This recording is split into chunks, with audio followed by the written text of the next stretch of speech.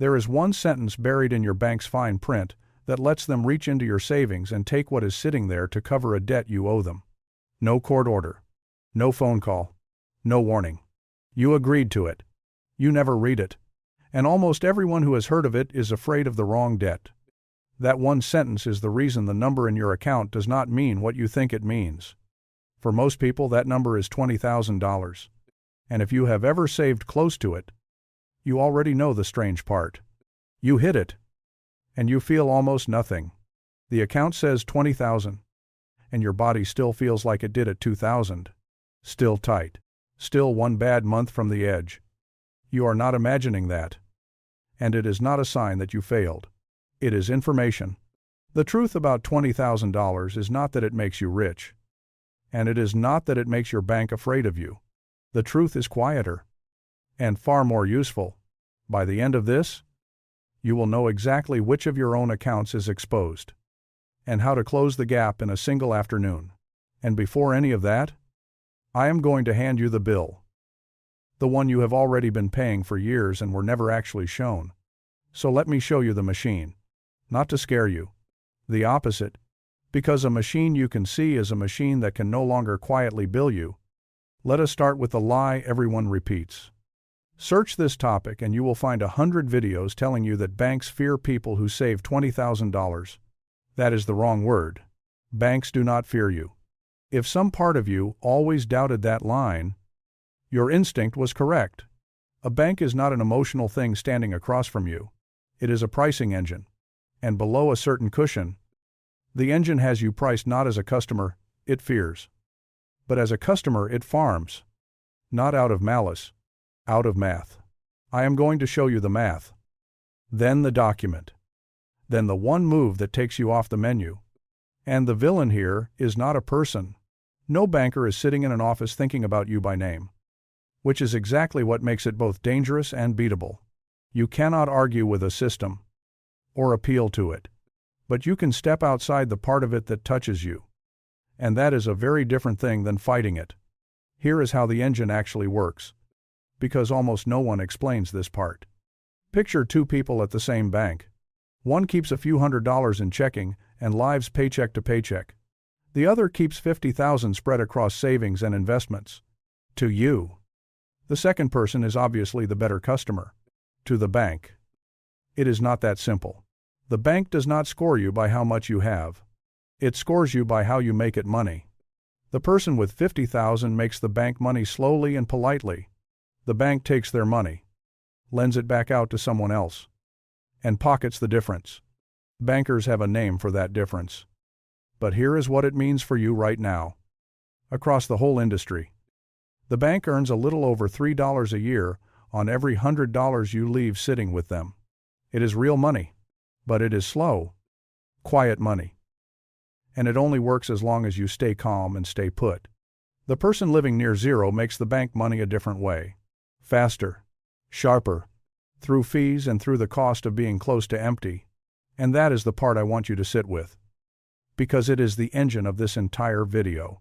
When you operate near zero, your instability is not a problem the bank tolerates. Your instability is the product.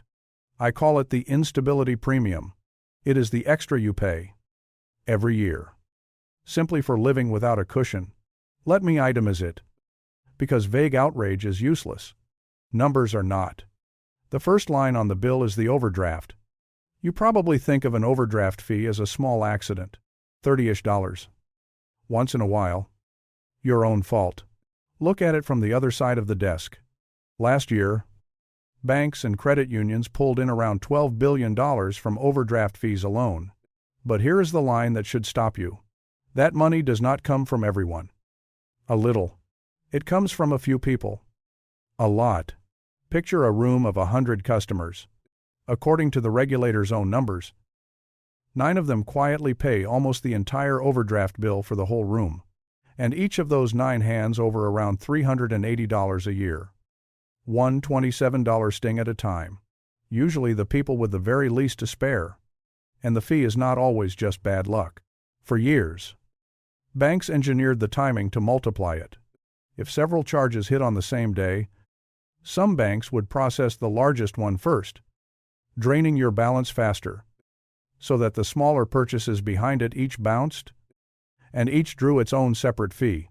One bad morning becomes 5 fees instead of 1. This is not a theory. In December of 2022, one of the largest banks in the country was ordered to pay $3.7 billion, including more than $2 billion in refunds to over 16 million people, in part for exactly this kind of surprise overdraft charge on checking and savings accounts. 16 million people. That was not a glitch in the system. For a while, it was the system. And if 16 million feels too large to hold, shrink it to 1.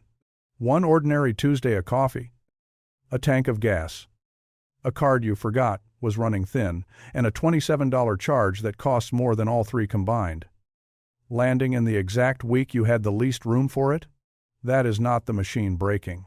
That is the machine running exactly as priced, on its quietest day. Now, watch what just happened in the real world, because this is the part the older videos on this topic do not know. In late 2024, the Consumer Financial Protection Bureau finalized a rule to cap the overdraft fee at around $5 for the largest banks. It was supposed to take effect in October of 2025. It never did.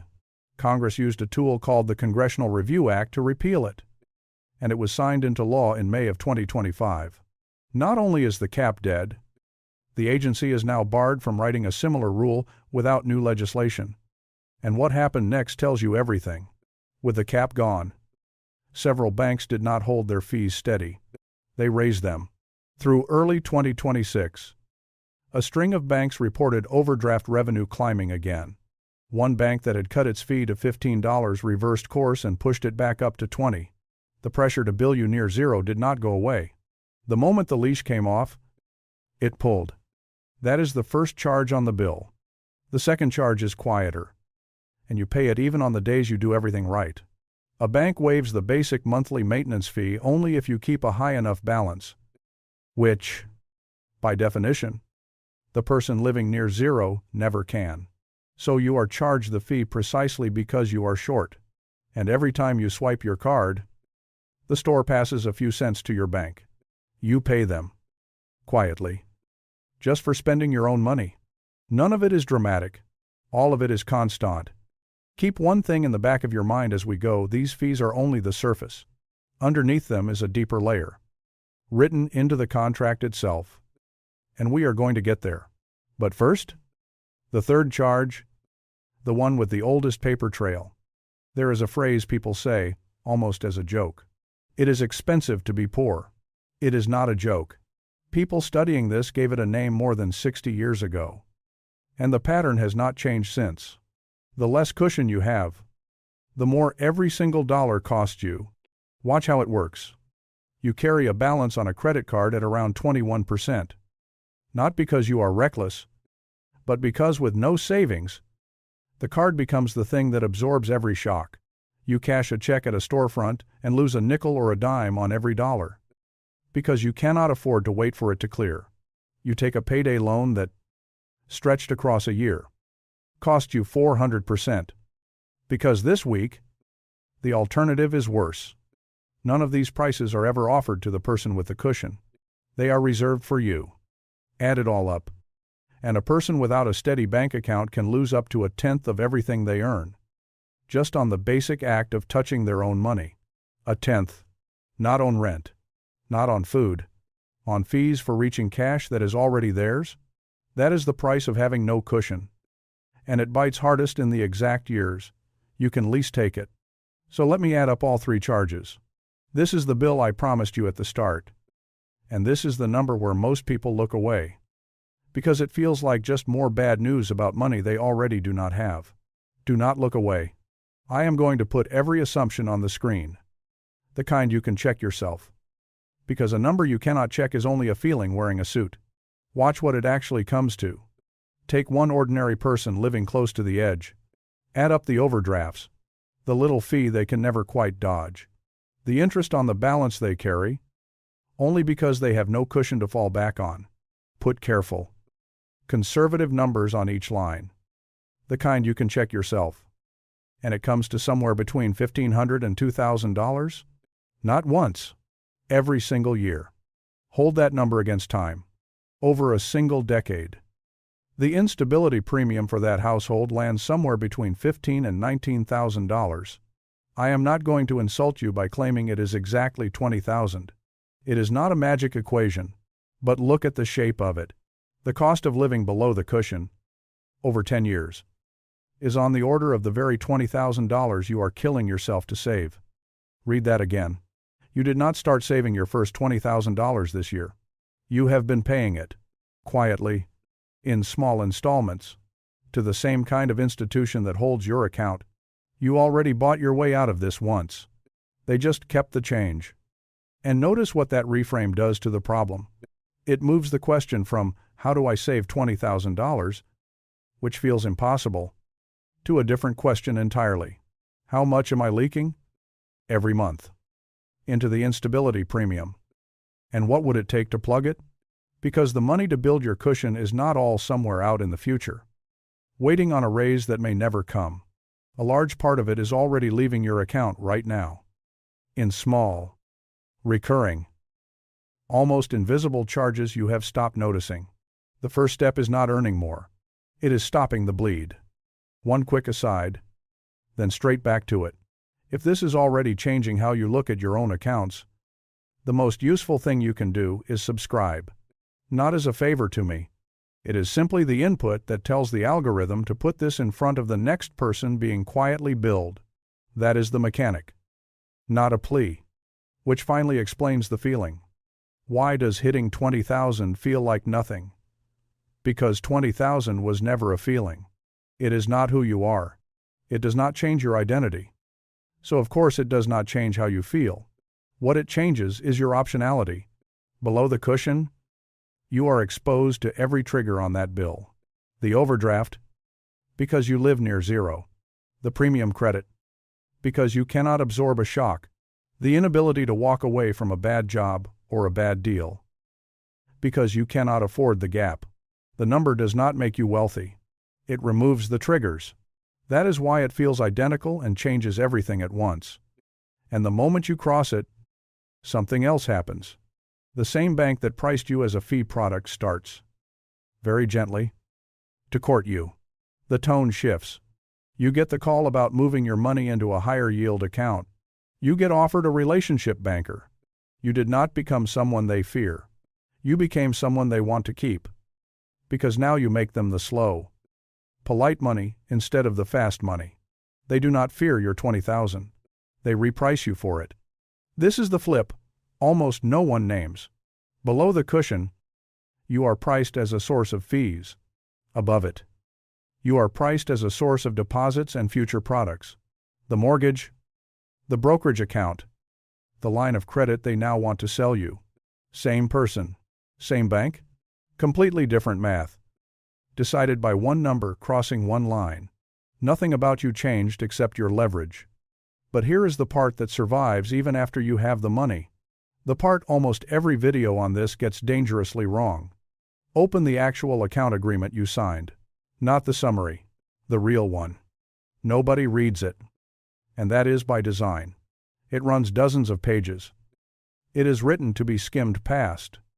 And you did not negotiate a single word of it. You clicked agree. Or you signed where the teller pointed. And in that moment, you accepted terms written entirely by one side of the table. Most of it is harmless. One clause is not. Here is that clause. Almost word for word. From a real major bank agreement. Read it slowly. If you owe a debt to us, you grant us a right of Setoff to, and a security interest in, all of your accounts. If the debt is due or overdue, we may use the funds in any of your accounts to pay the debt. And then comes the worst part. We do not have to give you any prior notice. It is called the right of Setoff. It means the bank can reach into your savings to cover what you owe the same bank, without asking, without warning. In at least one major agreement, that reach explicitly extends to electronically deposited federal benefits, including Social Security. Now here is where I have to correct the fear. Because the fearmongers get this exactly backwards. And getting it wrong is how you lose trust. If the internet told you the bank can grab your savings to pay your credit card, that is false. Federal law. Regulation Z specifically prohibits a credit card issuer from offsetting your card debt against the money in your deposit account. They cannot do it. And they cannot even freeze the account to get around it. So the credit card, the thing most people fear, is the one place you are protected. Where the set-off is real is the quieter debt. An overdrawn account, a personal loan, a car loan, a line of credit, a past due balance owed to that same bank. That is what the right of set-off can reach. Legally. Without notice. Picture how that actually plays out.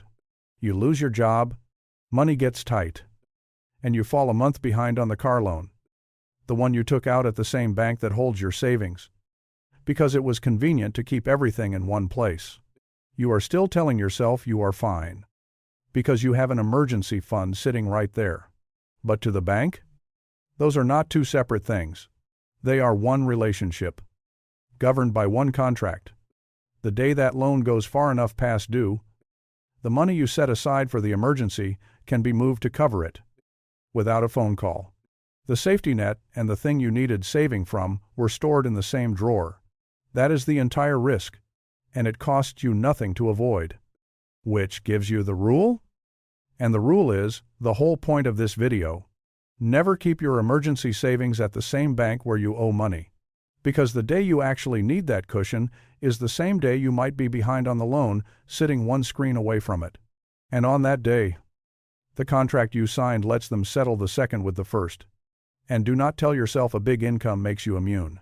It does not. Because the trigger was never your salary. The trigger is the structure.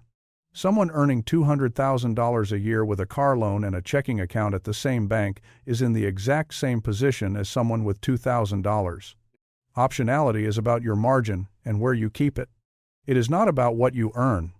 The high earner who keeps everything under one roof has simply built a nicer version of the same exposure. So here is the move. And notice what it is not. It is not invest. Investing is a later chapter. And everyone wants to sell you that chapter first because it is the exciting one. This one is more boring and far more important. Make your emergency money invisible to the system that prices you. Keep your cash cushion at a separate institution from any debt you owe. A different bank. A credit union. A high-yield savings account that has no loan of yours sitting beside it.